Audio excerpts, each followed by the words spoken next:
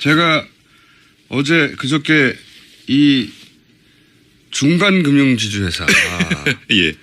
이것을 노린 게 아니었나. 이것을 노리고 있다. 예. 특검이 금융위하고 공정이 네. 갑자기 압수수색했단 말이죠. 네. 그러면서 거기서 확인하고자 하는 것 하나가 중간금융지주회사라고 하는 네.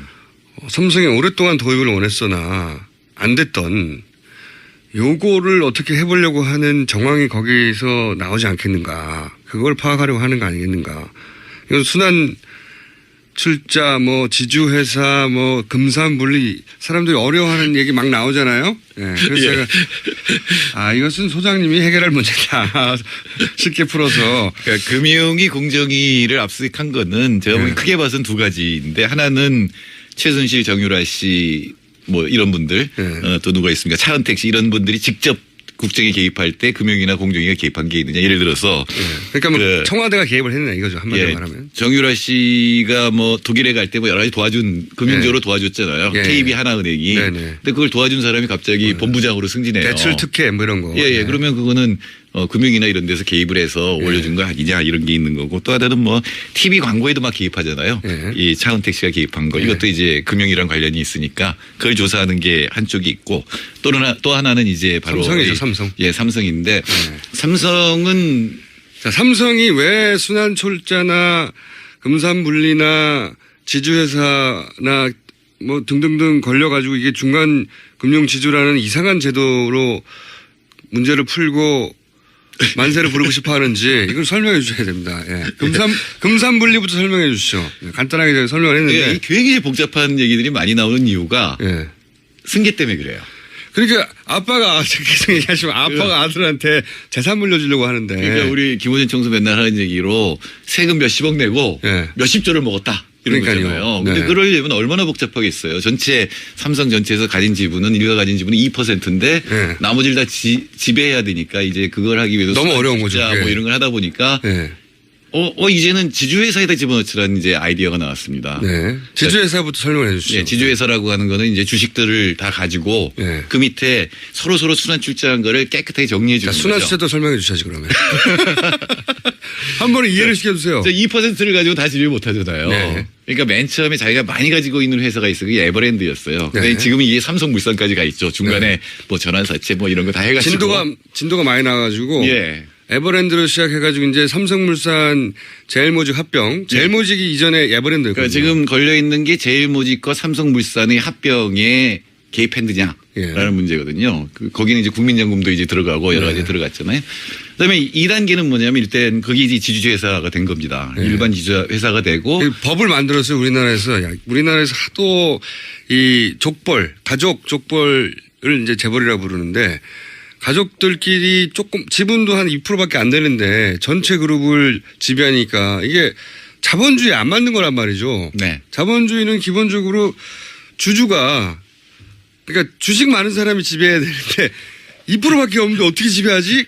우리나라에서 이제 만들어낸 재벌들이 만들어낸 이제 방법이 A가 B를 지배하고 B가 C를 지배하고 자기 돈이 아니라 회사 돈으로 지배하는 거죠. 그래서 근데 그렇게 하다 보면 이제 순환해서 금융사가 들어가게 되잖아요. 특히 우리나라의 이 자본시장이라든가. 잠깐만요. 순환 출자부터 어려우니까.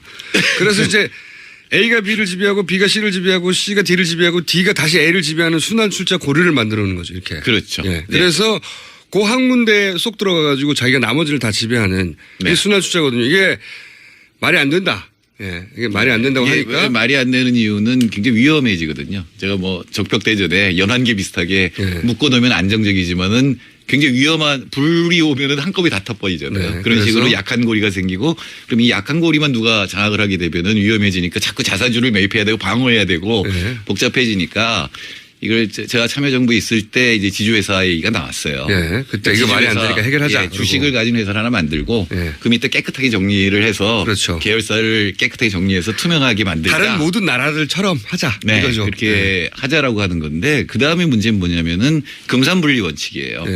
금융하고 산업을 같이 갖고 있는 경우에 문제가 생기거든요. 예를 들어서 원래 금융이라고 하는 거는 수익성이 높을 것 같은 데를 먼저 빌려주는 거 아니에요. 그래야 자기 수익률이 높아지니까. 근데 이게 산업하고 묶여 있으면 재벌 총수니까 잘 아시겠지만 그럼 어디서부터 빌려주게 되냐면 약한 데부터 빌려주게 돼요. 그러니까 이렇게 쉽게 얘기하면 재벌이 은행을 가지고 있으면 삼성전자 공장 돈을 돈 필요하네? 그러면은 그 삼성생명 같은 고객 돈을 갖다 쓸 수도 있는 거 아닙니까? 그러니까 삼성생명에 돈 빌려주는 거는 분리돼 있어도 빌려줄 거예요. 우량이니까. 그런 삼성의 여러 가지 뭐 망하는 회사들이 많이 있잖아요. 특히 이재용 씨가 했던 무슨 이런 인터넷 회사들 이런 것들. 근데 거기다 돈을 이제 집어넣게 되니까 굉장히 금융의 그 기능이 상실이 되니까 이걸 분리시키는 게 금산분리 원칙입니다. 예금주 돈을 마음대로 빼가지고 자기들이 필요한데 써버리면 안 되니까. 특히 자기네 지배권을 방어하기 위해 쓰는 걸 갖다 막아야 되거든요. 이게 그래서 금산분리 이게 굉장히 중요한. 자본주의의 기본 원칙. 이건 뭐 너무 당연한 게 이제 금산분리의 원칙인데. 그렇게 하다 보니까 문제가 되는 게 지주회사에다 집어넣으려고 하다 보니까 이 재벌들이 전부 금융도 갖고 있고 비금융도 갖고 있죠. 삼성전자도 갖고 있고 삼성생명도 갖고 있잖아요. 한 군데 집어넣을 방법이 없는 거예요. 분리하라고 해버렸거든요. 금산분리 원칙이 어긋나니까. 그래서 이제 공정위가 근데 분명히 지주회사 밑에 넣는 게 좋은 점은 있어. 이게 김상주 교수 같은 사람이 찬성을 해요. 일단 깨끗해진다는 거죠. 투명해진다라는 건데. 어차피 잘 해결 안 될 거면. 그러니까 제 친구가 전성인 교수가 제 친구고 김상주 교수가 제 후배인데 이 삼성이 반대하는. 후배세요? 새 학부 후배죠. 근데 이 둘이 삼성에 반대하는데 요 중간 금융에 관해서는 완전히 갈려요. 전성인 교수는 안 된다. 김상주 교수는 된다는데 된다는 논리는 투명하게 집어넣어놓고 보자라는 거고 안 된다는 건 이건 어차피 삼성이 다 승계를 하기 위한 건데 그런 것들을 만들면 금산분리 원칙도 어긋날 뿐더러 이 재벌의 승계를 도와주는 거다. 한 발 더 나가면 원래 지주회사 자체도 문제가 있었다라는 얘기를 하는 분들도 있습니다. 그건 뭐 그 바로 논쟁의 와중에 있었는데 근데 그렇게 되면은 삼성생명과 삼성전자를 동시에 가질 방법이 없잖아요. 지주회사 체제가 되더라도. 근데 삼성생명을 가져야 되는 게 중요한 게 삼성생명이 삼성 전체 지배권의 굉장히 중요한 삼성전자를 많이 가지고 있거든요. 그러니까 삼성전자를 지배해야 되는데 그중에서 삼성생명이 그걸 많이 가지고 있는데 삼성생명은 금산분리로 그 안에 들어가면 안 된다고 하니까 이게 막 충돌이 일어나는 거예요. 이게 애초에 돈 다 내고 아빠가 아들한테 줄 때 돈 다 냈으면 돼요. 세금. 굉장히 오랫동안 진행된 거고 지금 어디까지가 있냐면 제일모직과 삼성물산 합병의 문제가 되잖아요. 이제 이게 일반 지주회사를 만드는 거예요. 말하자면. 근데 다음 단계는 뭐냐면 삼성생명을 그 밑에 넣어야 돼요. 이게 바로 저번에 한번 방송해드린 그 얘기예요. 삼성전자를 지주회사하고 사업회사로 분리한 다음에 이 지주회사를 삼성물산하고 통합시키는 거죠. 그렇게 되면 삼성전자가 이제 사업회사 빠져나온 거예요. 금융이 빠져나갔으니까. 이제 삼성생명만 집어넣으면 되는 거예요. 삼성물산 밑으로. 그게 중간금융지주회사입니다. 좀 더 자세히 설명해 주세요. 그러니까 엘리엇이 제안했을 때 우리 한번 했잖아요. 삼성전자를 둘로 쪼갠다. 하나는 홀딩 컴퍼니라는 거, 하나는 오퍼레이팅, 이게 이제 하나는 사업회사라는 거고 하나는 지주회사라는 건데. 지주회사는 원래 다른 나라도 그렇지만 뭘 생산하거나 그런 게 아니에요. 지배하기 위해서 맨 위에 홀딩 컴퍼니를 세우라는 거거든요. 그러니까 삼성전자도 여러 회사를 지배하고 있잖아요. 그럼 주식들이 있잖아요. 그 부분을 떼어내는 거죠. 떼어내서 지금 일반 지주회사로 만들어놓은 통합 삼성물산 거기에 합병을 시켜요. 그럼 이제 삼성전자는 빠져나오고 그 일반 지주회사 밑에 들어갈 수가 있죠. 자, 이제 삼성전자는 해결됐습니다. 자, 이번엔 삼성생명이 문제인 거 아니에요. 근데 삼성생명이 그 일반 지주회사에 들어갈 방법은 없어요. 왜냐하면 이건 금융사니까.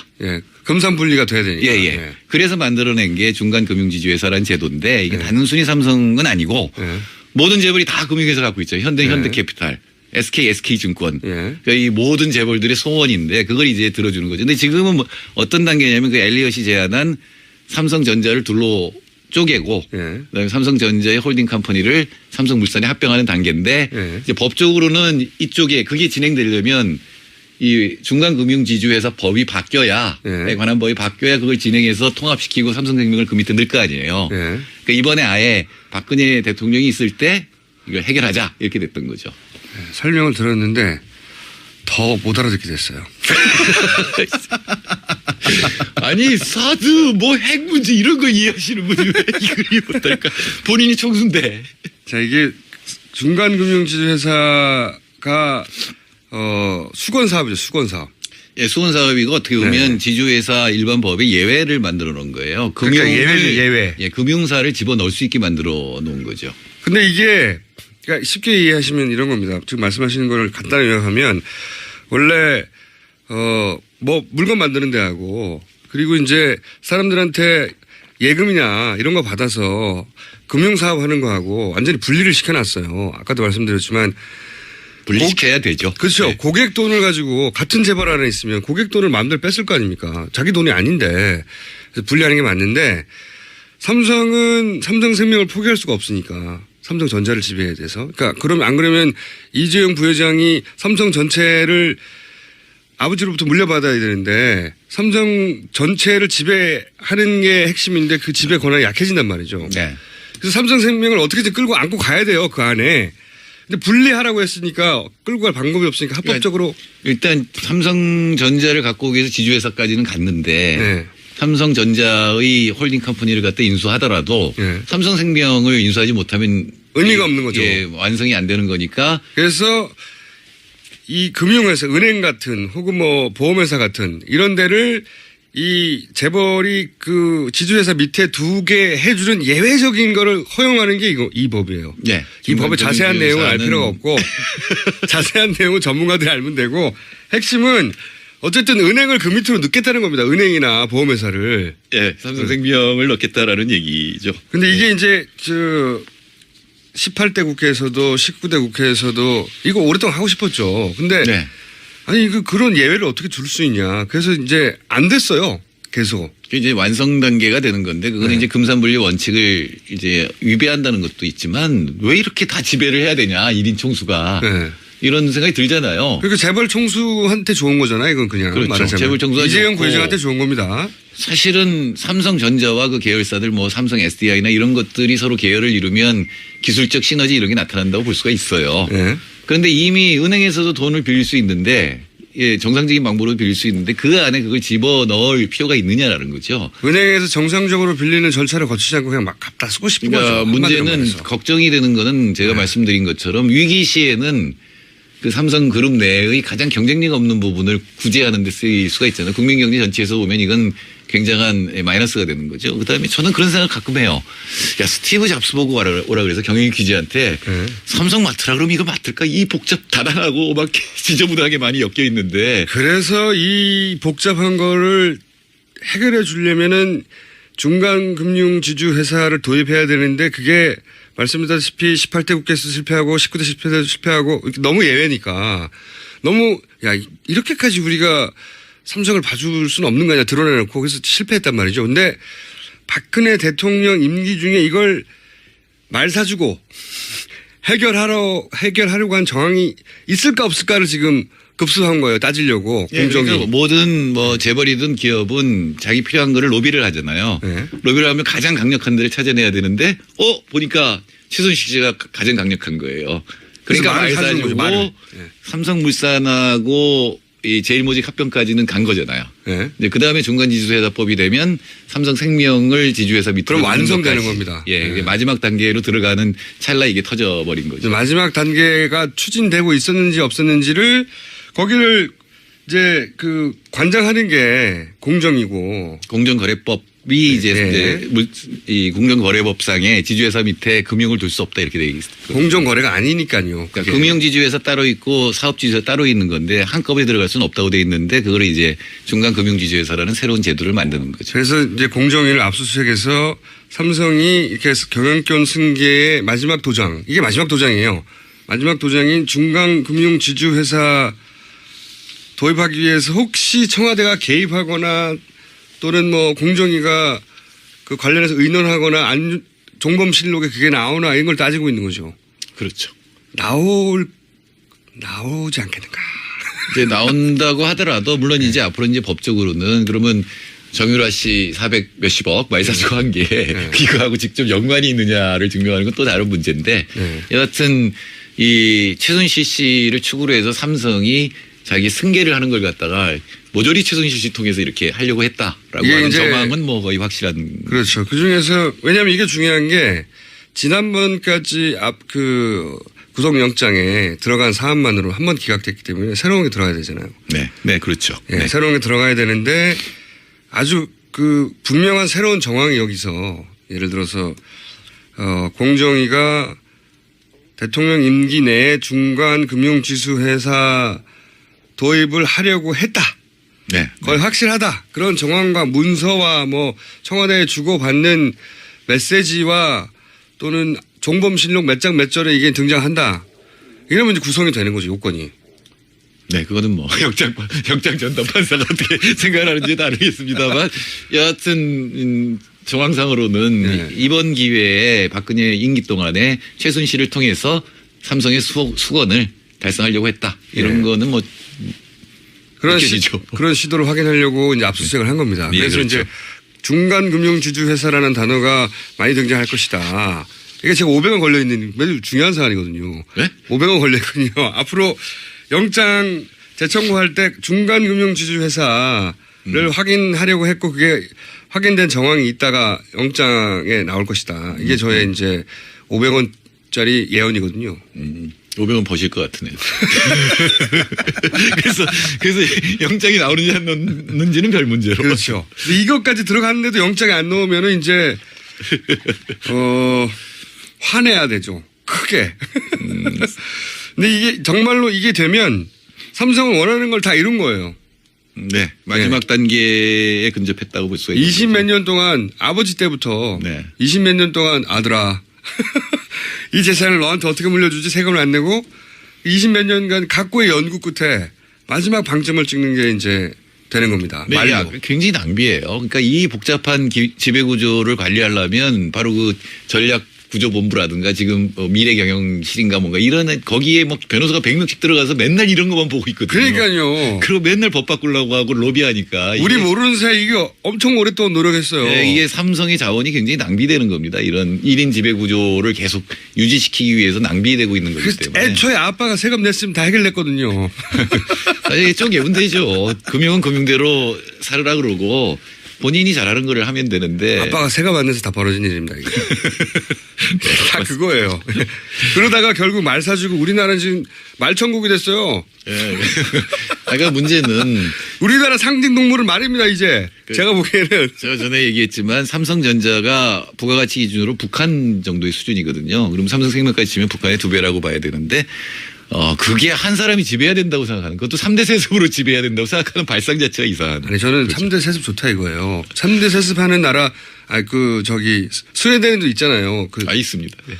거기는 세금 발렌베리. 네. 세금 다 내잖아요. 네. 세금 냈으면 된다니까. 돈도 많은 양반들이 세금을 그 몇 조를 안 내려고. 몇 조 갖고 안 된다니까. 그 세금 다 냈으면은 삼성은 튼튼해졌겠죠. 근데 지배를 못하죠. 이건희 일가가 몰락하는 거죠. 이건희 회장 일가가 세금을 세금을 많이 내야 되니까. 그러면 이제 그쪽 일가는 힘들었지만 한국 경제는 튼튼해졌을 거예요. 삼성도 튼튼해졌을 겁니다. 그러니까 세금을 제대로 냈으면 계열이 이렇게 많지가 못해요. 이게 쪼개졌겠죠. 네. 중간에 중간에 이제 몇 개를 갖고 있겠죠. 네. 그러는 사이에 우리나라에 말이 너무 많이 수입돼가지고 말이 놀고 있다는 거 아십니까? 요새 저희가 요새 말 관련 취재를 하고 있는데 그럴 수가 있네요. 말을 너무 많이 수입해가지고요. K스포츠센터가 지방마다 만들려고 했으니까. 그것도 그렇지만 우리가 모르는 사이에 말이 많이 수입됐어요. 근데 이제 말 타는 사람이 그렇게 많지 않잖아요. 예, 재벌들이 나타나는. 말이 놀고 있어요. 말 천국이에요.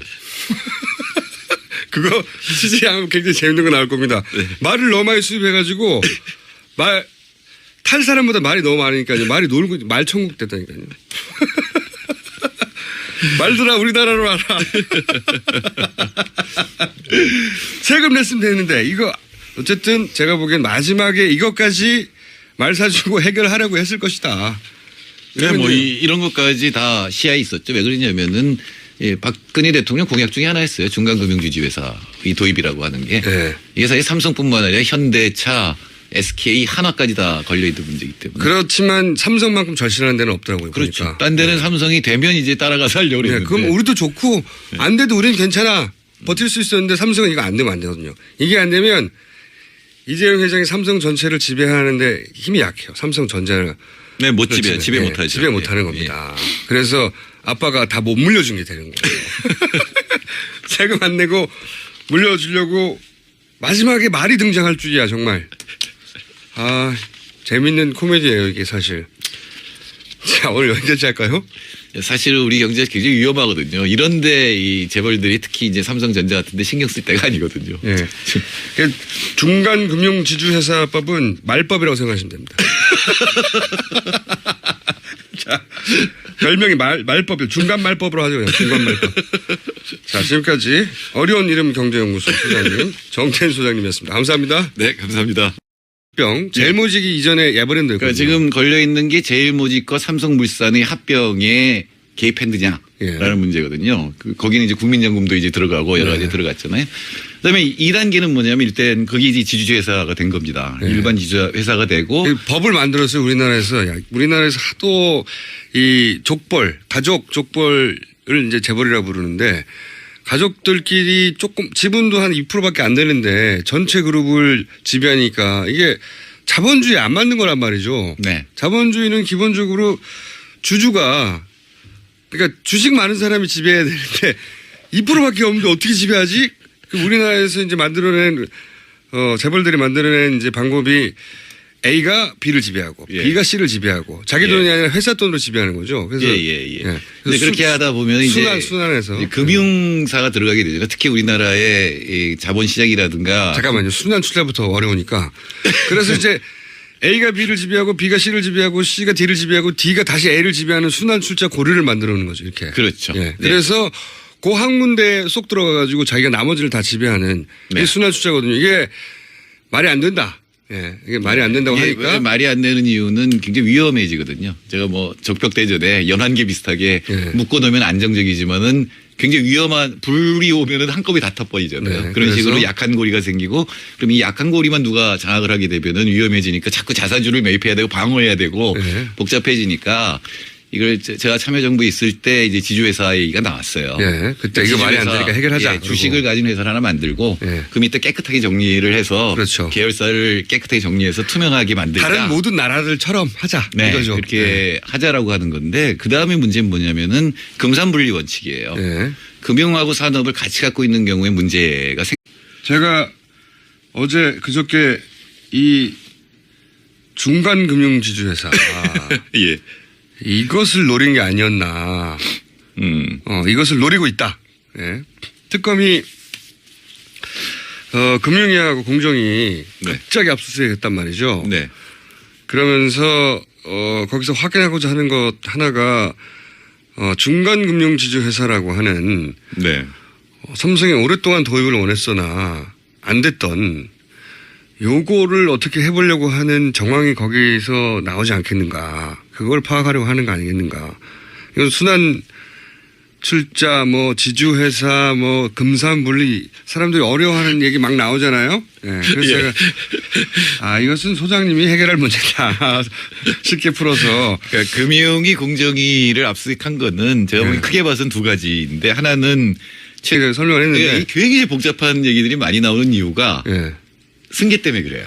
그러니까 아빠가 계속 얘기하시면 아빠가 아들한테 재산 물려주려고 하는데. 그러니까 우리 김호준 총수 맨날 하는 얘기로 세금 몇십억 내고 네. 몇십조를 먹었다. 이런 그러니까요. 거잖아요. 근데 네. 그러려면 얼마나 복잡하겠어요. 전체 삼성 전체에서 가진 지분은 일가 가진 지분은 2%인데 네. 나머지를 다 지배해야 되니까 이제 그걸 하기 위해서 너무 어려운 거죠. 뭐 그게. 이런 걸 하다 보니까 네.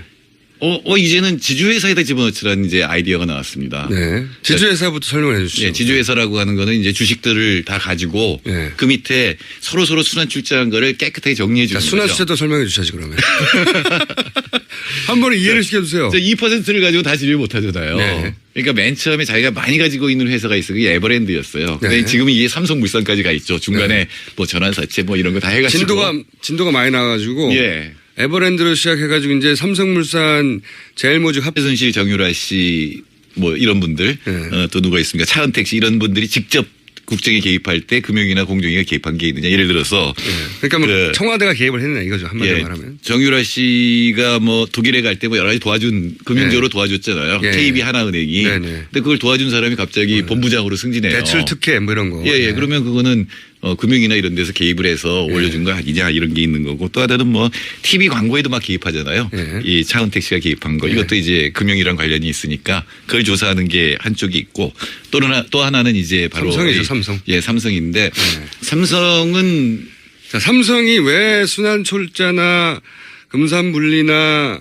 지주회사나 뭐 등등등 걸려가지고 이게 중간 금융지주라는 이상한 제도로 문제를 풀고 만세를 부르고 싶어 하는지 이걸 설명해 주셔야 됩니다. 예.